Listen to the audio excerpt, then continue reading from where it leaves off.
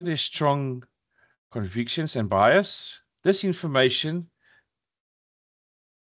may also influence the kind of examples you can effectively use and may provide other clues to trainees' motivation. The more the facilitator knows about the target learners, the more accurately will he be able to define the objective of the training and determine the content of the course. And the more accurately he will be able to subtract what is known from what needs to be known. So, ladies and gentlemen, you're going to find yourself in a class where it's mixed gender, there's mixed cultures, everything.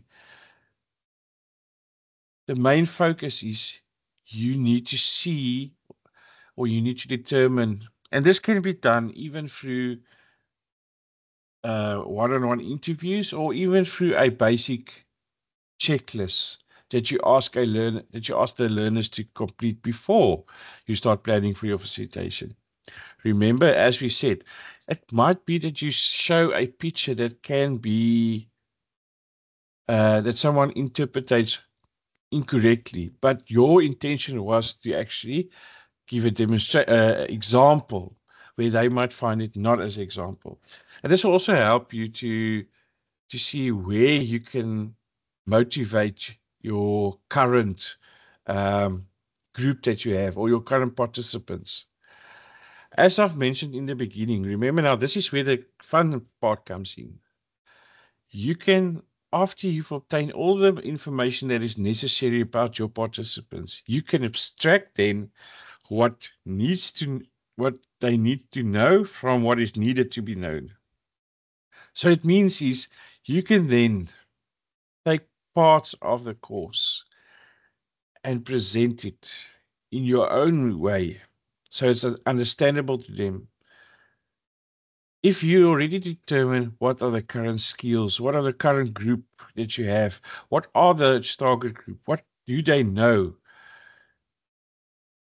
We don't want to be training people on certain sections where they already know these sections. We want to be able to train them and adapt so they can adapt a new skill set.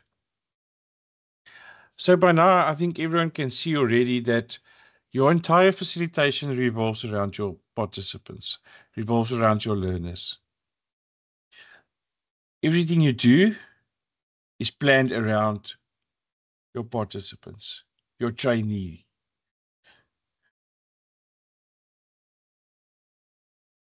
Developing lesson plans.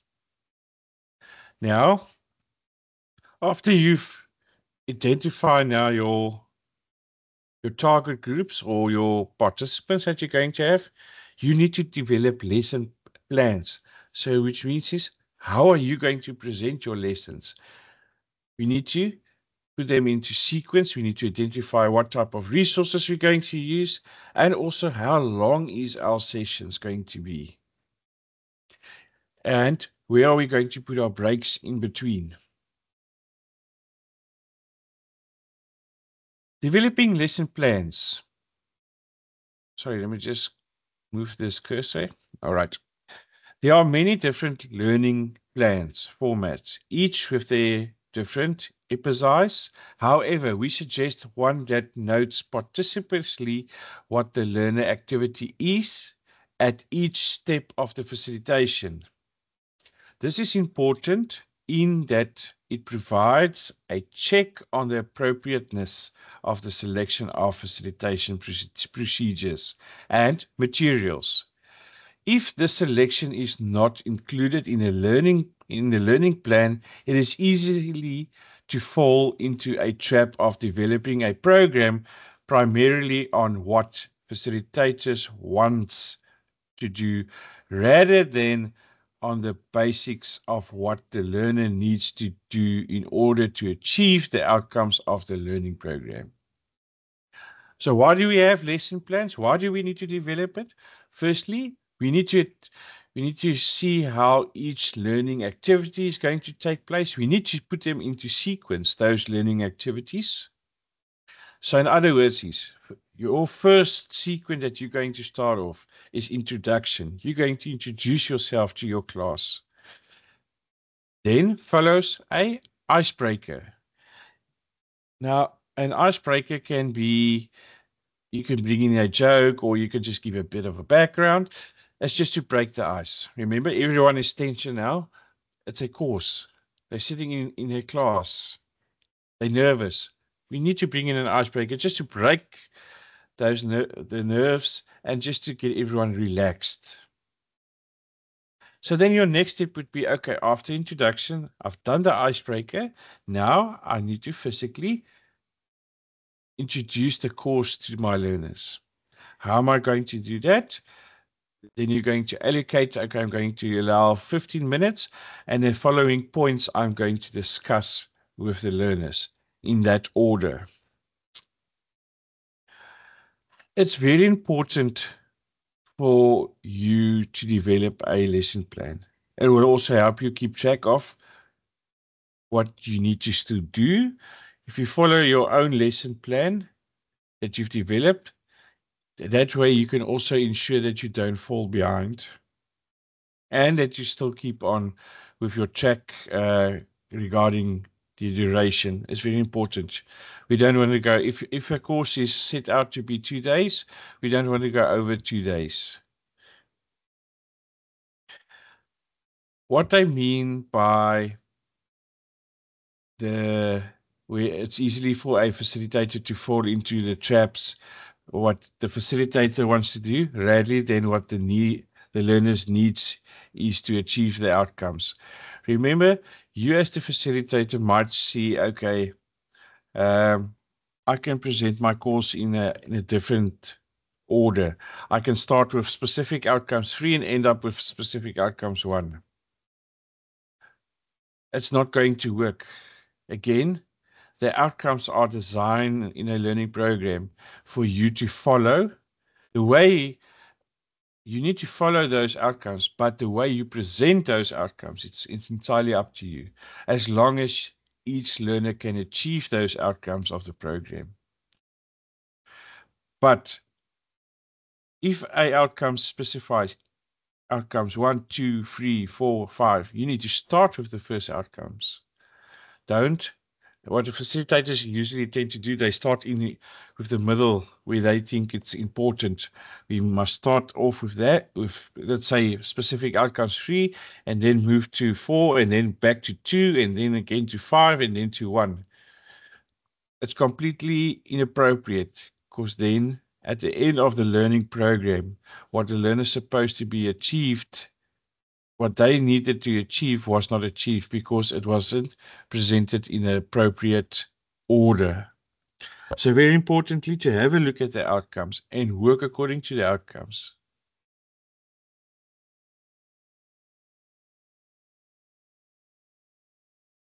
There are several general steps or activities in the development of a learning plans. Outlining the learning units, identifying the type of performance involved, identifying appropriate content, rough sequence, the units, selecting facilitation procedures and materials, and then final sequence. So if we quickly break this down, outlining the learning units, what are the current learning units that needs to be achieved? So we need to outline them. Then we need to identify the type of performance involved. What can we implement in our facilitation for the participants to achieve those learning outcomes? What type of performance is necessary? Identifying appropriate content. Have a look at the materials. Now, as a facilitator, if you are going to be doing freelance facilitation, the skills development provider or the training provider that you're going to conduct facilitation on, they need to provide you with a facilitator guide. In the facilitator guide, it gives you the content that needs to be presented. Now you need to identify if that content is appropriate or sufficient enough. Some training companies, they do not give you the facilitation guide. They only give you the learner guide of a course, which is inappropriate because you physically need to go through that learner guide and then see how you can use the content. So first thing you do as a facilitator, if you're going to freelance, ladies and gentlemen, ask the company for facilitator guide. This will help you also with all your preparation. Rough sequencing the units. So those learning units that we set, let's say learning 1, 2, 3, and 4, we need to sequence them, put them in a sequence. How are we going to start with what sequence? Where are we going to start and how are we going to achieve them? So firstly, we're going to start off with, let's say, X, unit X. And this is what we're going to do. Then we're going to move over to unit Y and so forth. So you just put them into a rough sequence of the learning units that you've identified. Selecting facilitation procedures and materials. What type of materials are you going to use? What type of equipment are you going to use? Later on tomorrow, we're going to learn how even to structure your classroom. What type of media aids are there, which we call, this is now overhead projectors, chalkboards, white boards, flip charts. So those are the different types of facilitation aids that you need to use also during your course. You need to identify them and you need to bring it in your lesson plan. And then finally, your final sequence. So this is just roughly how you're going to start off. And then once you've put everything together, then you're going to submit your final sequence. So after obtaining the above information and already identifying certain sections, then you can start with your final sequencing.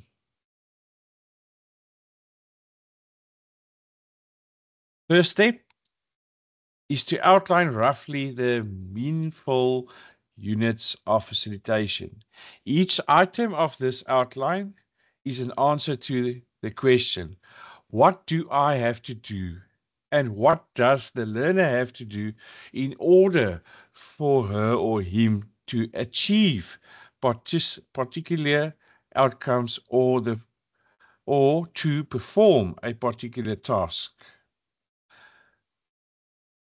So this is questions that you can ask yourself. What must you do as the facilitator? And what must the learner do in order for them to achieve those outcomes? For instance, now let's take the facilitation course. The first specific outcomes of this course is plan and prepare. Now you can ask yourself, what do you need to do as a facilitator and what does the learner need to do to be able to prove that he or she can plan and prepare for facilitation? Firstly, what you need to do is you need to present to the learner all the information and train the learner on that particular outcomes. Now, you've done your part. Now, how do you want the learner to prove to you that he can achieve that outcome? What do you want them? Is there a particular task? Do you want them to do it in a demonstration, or do you want them to do it in a simulation or in a test form? That's entirely up to you as the facilitator. Because remember now, on this part, you're going to rely completely on your expertise. This is why you always facilitate a course that you have knowledge about and that's within your line of expertise and experience. To keep the facilitation as meaningful